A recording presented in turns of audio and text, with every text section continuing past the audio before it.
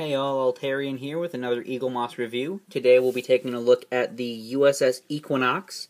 This is the 15th issue in Eaglemoss's Star Trek Starships line, and it is a Nova class. In my last video I said it was a Rhode Island class. Obviously it's not.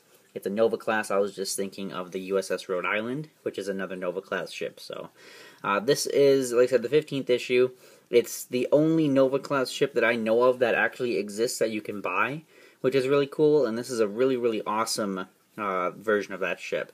Unlike the Galore, which was kind of disappointing, we're back to Eaglemoss making excellent ships. So we'll take a little closer look here. Sculpt-wise, paint-wise, the ship looks great, looks exactly like it should look. Let's get this to focus here, and you can see a lot of the nice little sculpted in and paint details on the top here.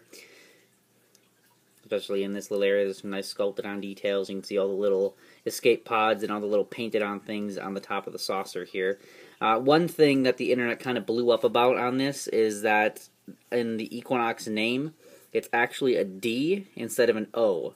I don't really understand why it's such a big deal because it's so small. You're not really going to notice it with this size font, but yeah, people were really upset about that. I don't really care, again, because it's so small, you don't really notice. Because it is such a small ship. So we'll take a look here at the side. You can see the side of the nacelles. I do like the nacelles on this ship. I think the nacelles on the Nova class are really cool. So let's take a look here. You can see the detailing on the nacelles and on the side of the ship. Some of the sculpted in windows and painted on window details here.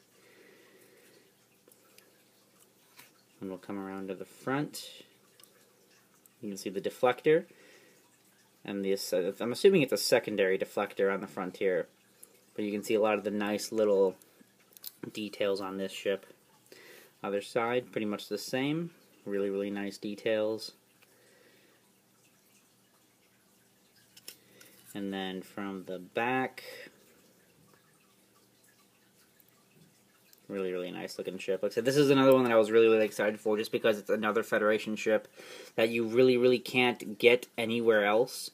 So having the fact that Eaglemoss is making all these kind of obscure ships makes the line really worth it, in my opinion, just because you can get a ship like this one, or the Akira class, or some of the other ones, like the alien ships that are never going to be made by anyone just because they're not a super popular ship like the Enterprise or some of the popular Klingon ships. But if you take a look here, like I said, on the bottom, you can see a lot of these nice little sculpted in details here on the bottom. I'm assuming this is a captain's yacht of some sort, just by the look of it. Obviously, it was never actually seen in the show, and then this Equinox actually does have the proper letters and everything there, so that's nice.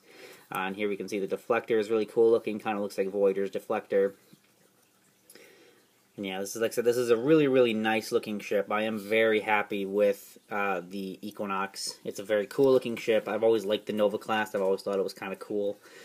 So yeah, I would recommend this guy. Saucer, metal to plastic. The top of the saucer here is metal. This bit feels plasticky, but I can't really tell. This is metal. The pylons and the nacelles are, of course, plastic. And then the underside is plastic. And that's plastic as well. So like I said, a good amount of plastic on this one, but still pretty good. The stand, it fits really well in its stand. No issues with this guy on its stand. And yeah, it's one I would recommend. Like I said, issue 15, 20 bucks for this guy. And yeah, like I said, thanks for watching. I'll be back here on Wednesday with a review of the Bandai Creations Millennium Series Godzilla. So I'll be back on Wednesday with that. And if you like my reviews, please subscribe. And thanks for watching.